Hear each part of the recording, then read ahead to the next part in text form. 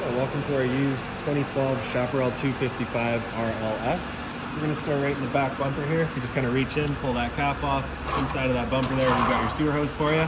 So once that guy's fully extended, it is about 20 feet long. We're just keeping it stored in the bumper here, just help keep any sort of stench out of the trailer, keep things that little bit fresher for you. Then those two ears right there, just take note of those. That's how you'll be hooking it up to your sewer system. And then just tucking it back away. Cap's just going to go in, kind of press it in until it sits flat. And there you have it. In this corner, as well as in the other corner of the trailer, you've got these stabilizer jacks here. So what they'll do is they'll just run down, contact the ground, give them another turn or so, and they'll just stiffen up the trailer, kind of hold it firm, get rid of that bounce and sway that you got in the unit right now.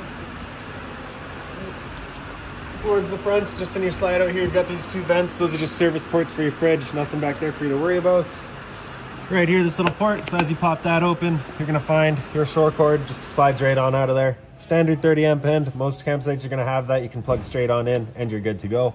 We do also provide you with a 15 amp adapter, so if you're looking to plug into a standard household outlet, you've got the power to do so. Right ahead of that, we got your exterior shower here, so you've got a key just like that guy there. You can stick it on into there and open her up. There we go. Okay. So you got a 3-foot hose here, just kind of pulls out of there. Hot and cold water, standard head. Once you're done, you're just gonna kind of tuck that back in.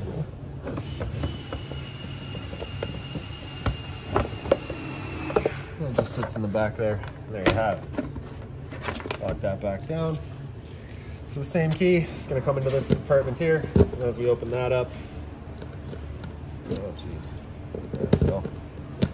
And as we open that up, you'll find the majority of your water system. So up through the bottom here, you can send all of your water lines up through there. You get your black valve on the left here, gray valve on the right. So your black valve is controlling your black tank, gray is controlling your gray tank. Your gray tank is filled from your kitchen sink as well as your bathroom sink and your shower. So typically it's gonna be cleaner water than your black, which is filled from your toilet. So when you're dumping your tanks, you're gonna wanna dump that black first. Once that's done, we'll go to the gray, dump that out. That'll all be coming out of your sewer system right down here. So if you're attaching your sewer hose, you're just gonna kind of press that in a little bit and then you can pull it back. Then you just be taking your sewer hose, attaching it onto there with the same ears that you got with the cover here. Okay. Then you could just be dumping them out, as simple as that. So straight up from there, we've got your water system. So as you can see, as per the labels here, we've currently got it in that city water hookup and winterized mode. If you were to have this tank here, this valve here up with this one here sideways, you've got your tank fill. And then system use is this one horizontal and this one vertical, right? So system use is basically gonna be where it's pulling out of that freshwater tank. Tank fill is gonna be filling up that freshwater tank, and city water is just gonna be taking that water and pressurizing your lines directly. Your water connection is gonna be right up here. So that's gonna be your city water. Right here is gonna be your black tank flush. So you may notice over time you've dumped your black tank, you know, for a fact that it's empty, but your monitor panel is still reading 1/3 or 2/3, whatever it may be. Typically that's some debris inside of that tank hanging between your probes causing a misread. So you can just take your water hose, plug it into that guy there, open up your black valve, turn on the water, and that'll just flush out that tank, getting rid of any sort of debris that might be causing that issue.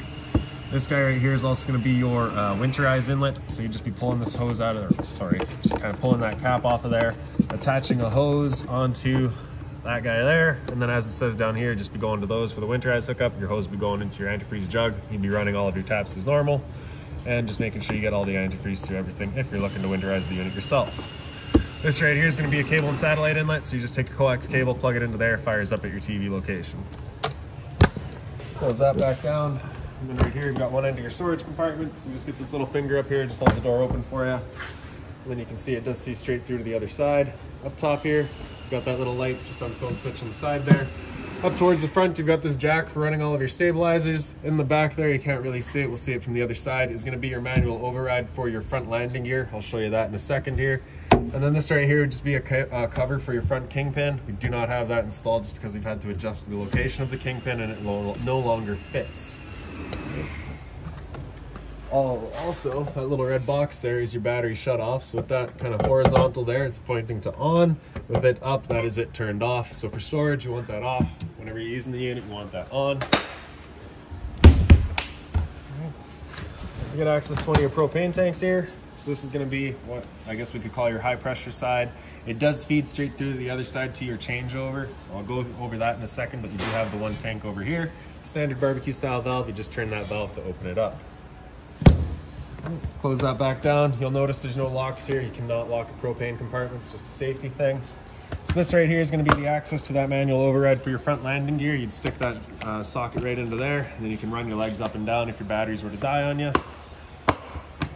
Towards the front of the unit, you just get the one little skylight there. So this docking light here is actually connected to that kingpin cover that we'd shown you, so that docking light no longer works. So the landing gear control here, so we got retract, goes down, extend, goes up. That right here is just a vent for your battery, so you just want to make sure that's not blocked off. You do have some gases coming out of there if that thing's charging. This front storage compartment, open that up, then you get the little lock in the center here. Open that up as well. Then you just get a little T-handle up here, just slides into that little channel there, holds it open for you. And then inside of here, so this is your battery box. Your battery is in there, so as long as you're plugged into that short cord in the back or your 7-pin to your tow vehicle, that battery is charging for you. Also, this little black box up on the wall here is your slide out controller. So if you ever have an issue with your slide outs, just come here. You'll get a little kind of, well, once you can actually see it, you can actually see the actual kind of legend right there. It tells you exactly what to look for. You'd get a light sequence right here to tell you exactly what's going on. Kind of helps you, you know, go through being able to get that thing in and out in an emergency situation. Closing this back up. Then around the front, you've just got your kingpin there. It's pretty standard. All of your 7-pin and connections are just tucked up into the back here. Around the other side of the unit, you've got the other end of your propane compartment here. So this would be your low pressure side. We call it that, or I'm going to call it that, just because we've got your regulator right here. So that's of course where you're getting regulated down to that low pressure. You have this line coming into the other side, so that's just from the other tank there. This arrow right here you can see is pointing to this side right here, and we're currently green, so it's just letting us know that we're running off of this tank's propane right now. If that were to go red while we're pointing to this tank and we've got this tank empty, it's just letting us know that this tank is now empty. So at that point you just close it off, flip your change over to the other side, and run off of the other tank while you get this one filled. For now we'll leave this one open, run off of this guy, close that back up. Then we get the other end of your storage compartment here. So you do have the two doors here, both open up. You can see straight through to the other side, get the same sort of light up here. So this right here is that manual override for that front landing gear. So you're just running that guy in, you run them up and down. We do also provide you with a water hose and that park adapter I was telling you about. So your 30 amp cord into there, 15 amp to a standard outlet.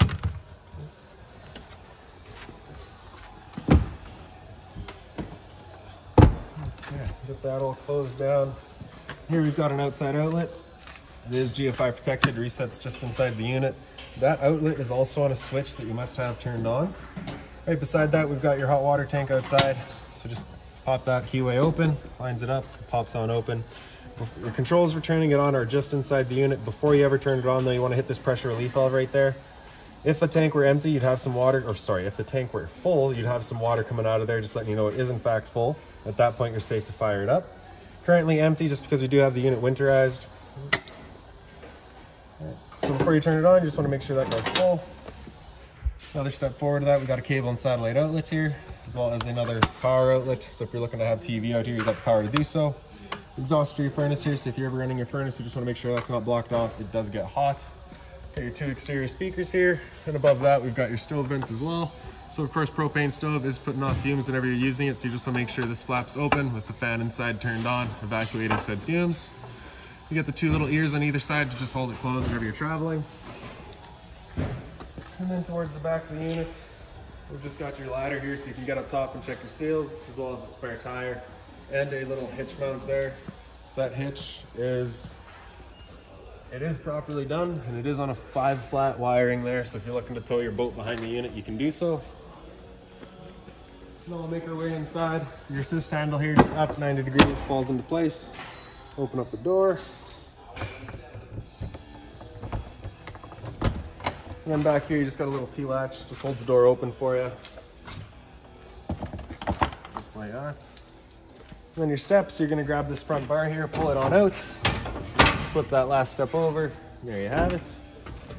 Now as we get in, you're gonna find just about everything immediately to your right. So you've got your fire extinguisher here, so standard, pull the pin, point and shoot. This right here is that switch for that outside plug. All right, you just wanna make sure that's turned on. Above that, we've got your GFI reset, so test on top, reset in the middle. All of your light switches here. So this light switch on the right does your porch light outside, kind of towards the front, does an orange light. This one in the center does your scare light towards the front of the unit, and then this one on the left does your interior lights. Slide out's in the bottom corner here, so just press and hold out, that slide will make its way out. Once that slide's fully extended, you'll hear some clicks from the motors just letting you know they've reached their stall.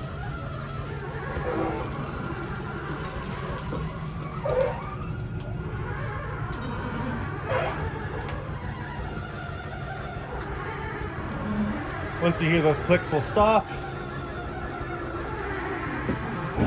There we go. On the black switch here in the middle is your awning, so press and hold the top of that to extend it. The awning will make its way out. Then once that awning is fully extended, we'll see a little light flap as well as the gray of the metal tube. There's the flap. There we go. Gray tube, white flap. We're going to stop right there. If you're to continue extending, it will actually wind itself up backwards, in which case our fabric will be underneath our tube, allowing it to then hold water, accelerating the growth of mold and mildew, which of course we do not want. Now if it were to start raining, it is going to be holding some water anyways, so what you can do is grab either arm, front or rear, make sure this knob is loosened off, and just pull it in. Tighten that knob down, and you can see that changes the pitch of the awning out at the head, allowing water to then run off. If you like that angle better, because it does give you more shade, you can do the same thing with the arm up front. Before you bring it back in though, you just want to make sure the knobs are loosened off and the arms are fully extended, just so that we don't run the risk of bending anything. And then we're going to press and hold the track. That arm will make its way back in. Again, we're just making sure that fabric is over top of the tube. And one more thing to keep in mind with the awning is it does catch a lot of air. So once you get up to about 15-20 kilometers an hour wind, you're going to want to bring it back in. Again, just so you're not running the risk of bending your arms. These two little portals there are going to be outlets for your furnace, so you'll feel some warm air coming out of those once you fire up the furnace. Bottom and center here, we got your converter, so just press the top and center there and it pops on open. You get all of your breakers down the middle here. Whenever a breaker breaks, it's going to sit in the middle, so just turn it off and then back on. On the right side, we get all of your fuses. If a fuse were to ever pop, you'll get a little red LED right beside it, letting you know exactly which one went. Then behind us here, we've got kind of your little lounging area, I guess you could call it. A couple of reading lights up top. The couch itself does fold down, so you can pick up that foot there, fold it on down. When you're bringing it back up, pick up the bottom, and then just give that back a little bit of encouragement. Comes around no problem. A little bit of storage down on the side here, power outlet in the back. Blinds throughout the units are pretty well just sit where you leave them. You do have the addition of kind of, I guess you'd call it a blackout. It's a bit darker of a blind, right? So you can see right through that. This one's a bit more private, and they are all pretty well all the same throughout the unit. Storage across the top. Same sort of storage cubby on the side here that you had in the other. Same power outlet in the back there. Above your dinette, your little light there is just on its own center push button there. You got the same blinds back here. Your fridge. Power button on the left there, so with it closer to flush, that's it turned on. With this button on the right here closer to flush, that's it running on auto. Auto's first going to look for 120 volt power. If 120 is taken away, it'll automatically flip over to gas. And if you're out boondocking and you want it to run solely off of gas, just have this button here come out over flush, and that'll run it on gas. If you ever get that check light there, it's just letting you know it hasn't fired up. At that point, just off and on to reset it. If it still doesn't fire up, make sure you got propane. Freezer compartment up top. Fridge down below. Temp selection is just in the back corner there, and as the sticker says, up is colder, down is warmer. Turn that back off. And then for your kitchen, so you can see you got a little bit of storage over here, as well as your LP detector down below. So if propane's heavier than air, it'll sit on the floor. This guy will detect it and start going off just like your smoke detector would. A bit of storage above the sink as well. That little binder there contains all of your owner's manuals, any remotes, anything like that for the unit, you'll find right in there. That outlet there is for your microwave. Above your sink, you do get this little light there. It's just on its own center switch. The mobile head, as well as the dual basin sink. Hot and cold water, of course. Your sink covers are just soft plastic, so nothing hot on them. Liquor cabinet above the microwave. Microwave itself, pretty straightforward, just like home. Down below that, we got your range vent. So we got your light on the left, your fan on the right. So that's that fan that you want turned on whenever you're using this guy, so that you're evacuating those fumes.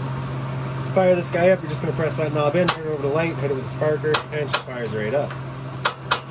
Now the first time you go to use any of your propane system, especially if you've been away from the unit for a while, it can take a minute for it to fire up just because it's got to clear the air out of the propane lines. That is perfectly normal.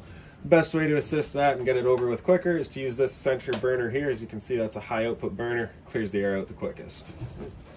Down below that, we've got your oven here. So the knob on the right, you're gonna turn that over to pilot and press and hold. And then grab a lighter, and right in the very back there, you can see that pilot light gets going.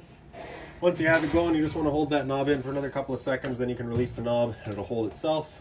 Turn up to your desired temperature, and she fires right up.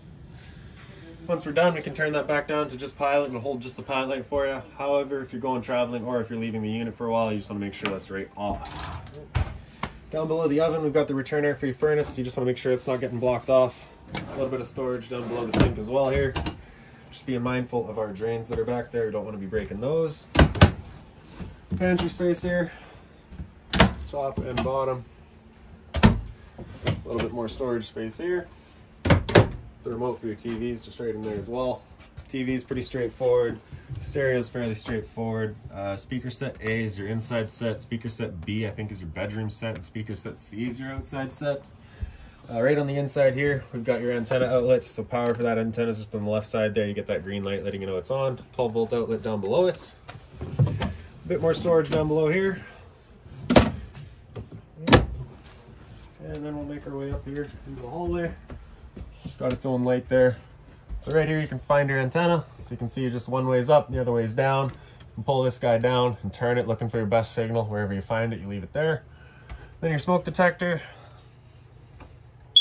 Great noise. And your thermostat here. Just press the power button, it'll turn it on. So we'll start from fan. You can select your high, low, or auto fan. So auto fan isn't going to turn on with just fan. That's just going to turn on whenever you're using your air conditioner or your furnace. So if we go into high, it'll turn on the air conditioner. It'll turn on the fan on high. There's no air conditioning to it. It's just the air conditioner's fan. All right. And then you can also select low. And so that's just going to use the low fan. And that's just moving air. There's no cooling involved in that. But with that fan going, whether it be on fan or with cool, you can have this louver here closed or open. If you have it closed, you're using all of the ceiling ducting to move your air. If you open it up, you're dumping all of your air into your living room here. When you first get out to your campsite, you're going to want it on cool. We'll set that up right away here. So we're going to go into auto fan, and then we'll go into cool, select our temperature, and it'll kick in the compressor for that guy. You can hear that go. Right. And then once it's going, we got our cooling involved.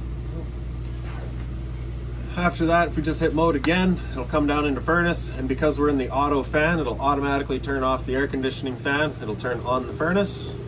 If you had it on high or low fan, that air conditioning fan would stay on all the time while the furnace is running as well. The air conditioning fan is of course bringing in outside cold air, defeats the purpose of running your furnace. As I said earlier, your furnace is moving its air through all of the little portals that you got throughout the unit. With it being a used unit, you shouldn't have to deal with the new furnace smell, but if you do get a bit of a smell the first or second time you use it, it's perfectly normal.